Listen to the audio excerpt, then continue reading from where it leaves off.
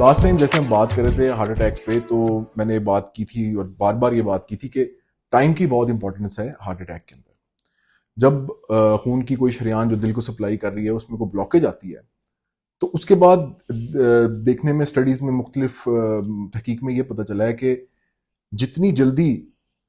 उसको आप डायग्नोज कर लेते हैं, जितनी जल्दी उस हार्ट अटैक की तशखीस कर लेते हैं, जाहिर है उतनी जल्दी उसका इलाज भी शुरू हो जाएगा।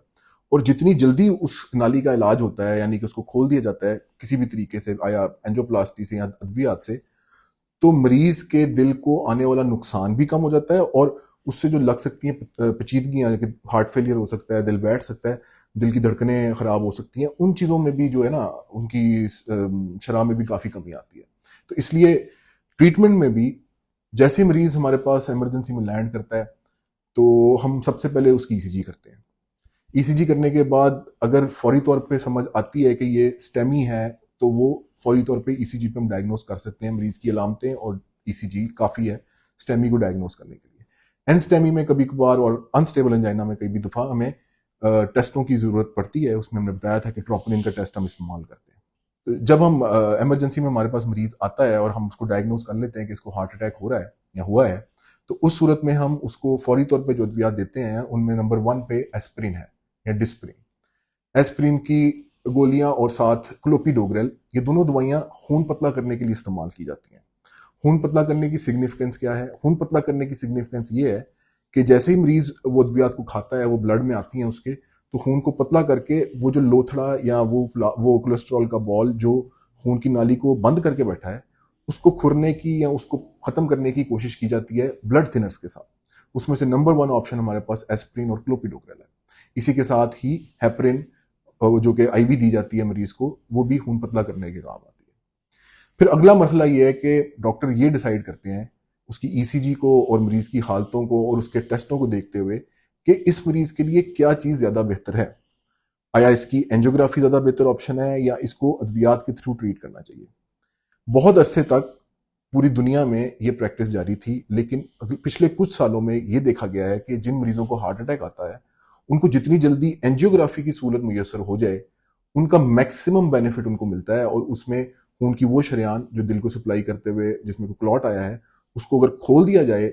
बिल्कुल 90 मिनट के अंदर अंदर, तो वो मरीज के सर्वाइवल के चांस और दूसरा उसके दिल के पट्टों की खराबी के चांस बहुत कम हो जाते हैं। सर्वाइवल बढ़ता है और जो पेचीदगी है वो कम हो जाती है।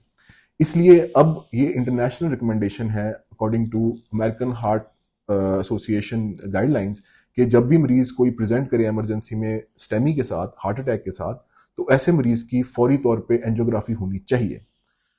उसमें कुछ कंडीशंस हैं कि अगर मरीज ऐसे अस्पताल में आया है जहां पर एंजियोग्राफी की सहूलत मौजूद नहीं है, तो करीब तरीन अस्पताल अगर 120 मिनट के अंदर अंदर आप वहां पर उस मरीज को पहुंचा सकते हैं, तो आपने उसको वहां पर शिफ्ट करना है। और अगर ऐसा नहीं हो सकता, तो उस मरीज को अद्वियात के थ्रू उसी अस्पताल में जहां पर वो प्रेजेंट किया है उसको आपने ट्रीट करना है। अनफॉर्चुनेटली पाकिस्तान के अंदर हर मरीज की फौरी तौर पर एंजियोग्राफी या एंजियोप्लास्टी नहीं हो पाती। उसकी वजह वसाइल की कमी है, हस्पतालों की कमी है, और इतने डॉक्टर्स भी हमारे पास अवेलेबल नहीं हैं ट्रेंड, क्योंकि इसके लिए ये प्रोसीजर सिर्फ और सिर्फ वो डॉक्टर्स कर सकते हैं जो प्रॉपर कार्डियोलॉजी में एक्सपर्ट हैं या उसका स्पेशलिटी का एग्जाम पास कर चुके हैं। इस वजह से ज़्यादातर मरीजों में ये प्रॉब्लम आती है कि उनको हम एंजियोग्राफी फौरी तौर पर नहीं प्रोवाइड कर पाते। तो उसका ऑल्टरनेट हमारे पास ये है कि हम अद्वियात इस्तेमाल करते हैं जो कि इंजेक्शन के थ्रू दी जाती हैं या ड्रिप के थ्रू। उन अद्वियात में जो मशहूर ज़माना अद्वियात हैं उनमें स्ट्रेप्टोकाइनेज, और अब उसी की एक नई जनरेशन एल्टीप्लेज है। एल्टीप्लेज थोड़ी महंगी दवाई है और अभी भी कुछ अस्पतालों में इस्तेमाल हो रही है, पाकिस्तान में सब में अवेलेबल नहीं है। लेकिन स्ट्रेप्टोकाइनेज एक ऐसी दवाई है जो पूरे पाकिस्तान में हर अस्पताल की इमरजेंसी में, जो दिल की इमरजेंसी को डील करते हैं, वहां पर अवेलेबल होती है। ऐसे अद्वियात को इस्तेमाल करने से पहले डॉक्टर्स आपसे कुछ क्वेश्चंस पूछते हैं, आपसे एक इजाज़तनामा साइन करवाते हैं और फिर मरीज को वो दवाई दे दी जाती है। उस दवाई की दौरानिया almost 30 to 45 minutes up to maximum 60 minutes हो सकता है। उस दौरान मरीज को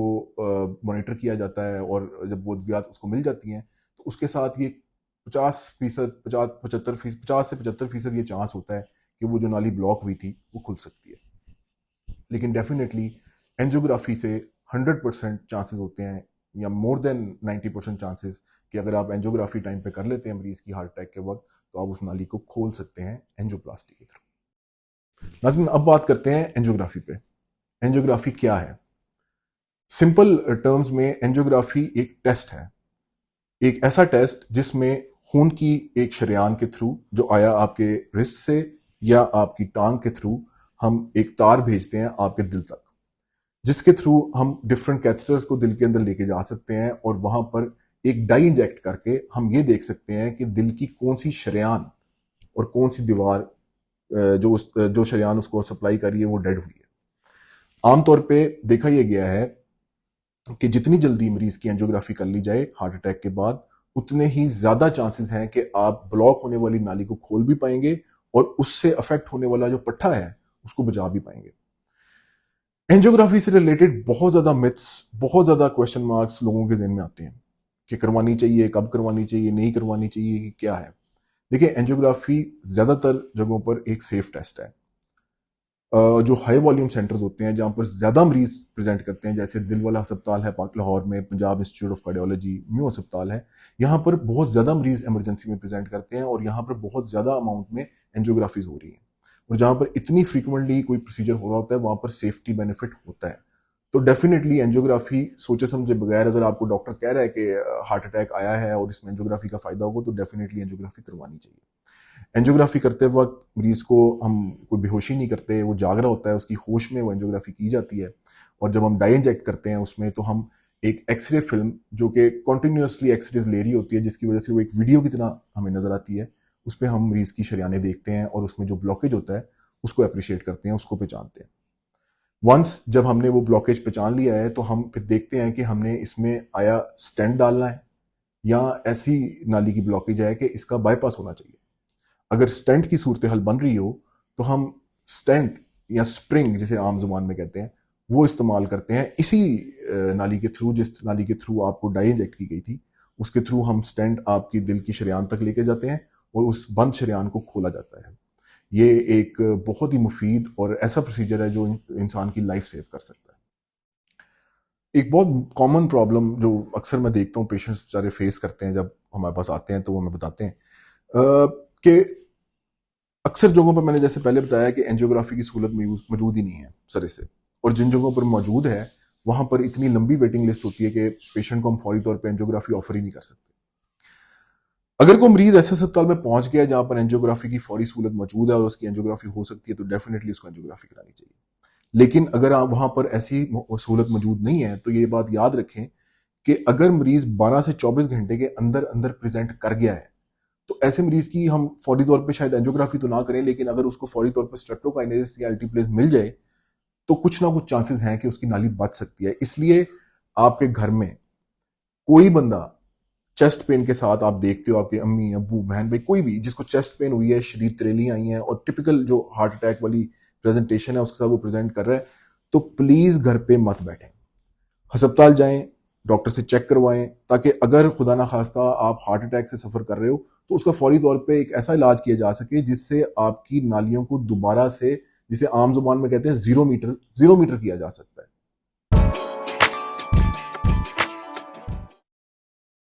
देखने में आया कि कई दफा जब हम एंजियोग्राफी करते हैं मरीज की हार्ट अटैक के बाद, तो उसकी शरेयानें कुछ इस तरीके से बंद होती हैं कि उसमें कोई भी स्टेंट नहीं डाल सकते हम, या उस नाली में बहुत ज्यादा स्टेंट्स 2 3 4 डालने पड़ते हैं, वो पूरी की पूरी ब्लॉक होती है, या उसकी ऐसी सिचुएशन होती है कि वहां पर बीमारी इस नोयत की होती है कि हम उसमें स्टेंट नहीं डाल सकते।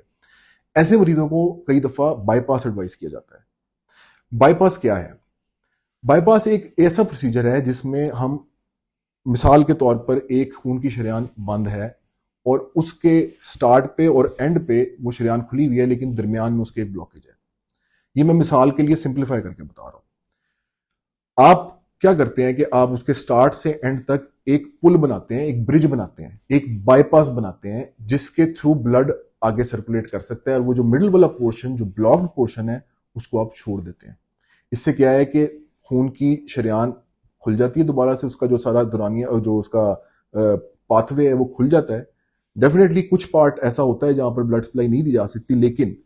जब हम वो बाईपास क्रिएट करते हैं तो अल्लाह का ऐसा ज़बरदस्त निज़ाम बना हुआ है इंसान की बॉडी के अंदर कि जो नई छोटी छोटी जो खून की शरियानें हैं वो इसे कहते हैं एनास्टोमोसिस, वो अपनी ऐसी जगह बनाना शुरू कर देता है कि वो पार्ट जो अफेक्ट हुआ था हार्ट अटैक से बाईपास के थ्रू उस एरिया के अंदर भी छोटी छोटी खून की शरियानें बननी शुरू हो जाती हैं विद टाइम। और 3 से 6 महीने में यूजुअली मरीज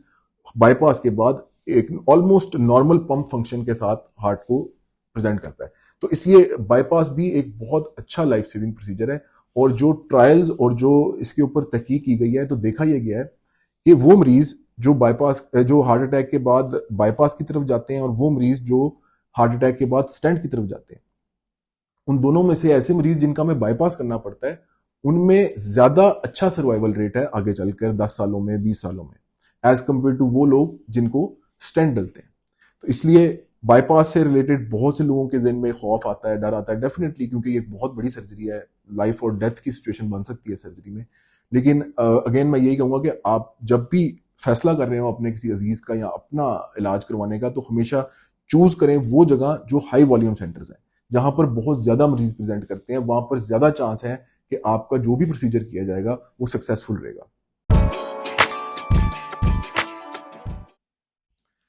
सो नाज़रीन, ये तो मोटे मोटा जो इलाज हम करते हैं उसके बारे में मैंने बात की। इसके अलावा हम ओरल मेडिकेशन थोड़ी सी दिल के मरीजों में इस्तेमाल करते हैं हार्ट अटैक के बाद, जिसमें बीटा ब्लॉकर्स इस्तेमाल किए जाते हैं, एस इनहिबिटर्स इस्तेमाल किए जाते हैं या ARBS इस्तेमाल किए जाते हैं। ये मुख्तलिफ वो अद्वियात हैं जिनके साथ दिल के पंप के फंक्शन को और उसके पट्टों को बेहतर करने की कोशिश की जाती है। इसके अलावा एक और मिथ है जिस पर मैं बात करना चाहूँगा, या एक वो मिसकंसेप्शन, वो है एंजिसिड। एंजिसिड या नाइट्रेट। एंजिसिड वो गोली है जो आमतौर पर डॉक्टर प्रिस्क्राइब करते हैं आपको कि अगर आपके सीने में दर्द या दबाव आए तो उसको जुबान के नीचे रखें। इसके इस्तेमाल के तरीके पे थोड़ी सी बात करना चाहूंगा क्योंकि अक्सर लोग इस बारे में कंफ्यूज होते हैं।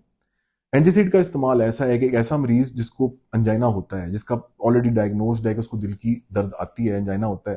तो ऐसे मरीजों को हम एडवाइस करते हैं कि अगर आपको किसी टाइम पे सीने में शदीद दबाव या बहुत ज्यादा सांस उखड़ रहा हो तो आप उस टाइम पे जुबान के नीचे वो गोली रख सकते हैं। 5 से 10 मिनट के दौरानिए में अगर आपके सीने की दर्द बेहतर ना हो तो आप एक दफा फिर से एक गोली रख सकते हैं। तीसरी दफा इस्तेमाल करने के बाद भी 3 दफा जब आप टोटली 5 से 10 मिनट के गैप पे इसको इस्तेमाल कर लें और आधे घंटे में आपकी तबीयत बेहतर नहीं हो रही तो एडवाइजेबल ये है कि आपको इमरजेंसी जाना चाहिए, क्योंकि ये अनस्टेबल अंजाइना, वो अंजाइना जिस तरह हमने पहले बात की थी जो बैठे बैठे आपको सीने में दर्द आ सकती है, ये वो हो सकता है और ये एक इम्पेंडिंग या होने वाले हार्ट अटैक की जिसे कहते हैं अलार्म हो सकता है, उसका सिग्नल हो सकता है। सो नाज़रीन, इसी के साथ ही आज की हमारी एपिसोड का टाइम खत्म होता है। और हार्ट अटैक पे आज हमने बात की ट्रीटमेंट के ऊपर, एंजियोग्राफी के ऊपर, एंजियोप्लास्टी के ऊपर और स्टेंट्स के ऊपर और साथ ही साथ बाईपास के ऊपर।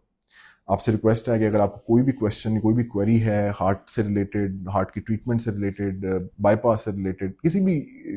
तरह की कोई क्वेरी है तो प्लीज़ हमारे कमेंट बॉक्स में ज़रूर अपना क्वेश्चन पूछें, हम उसका आंसर करने की कोशिश करेंगे।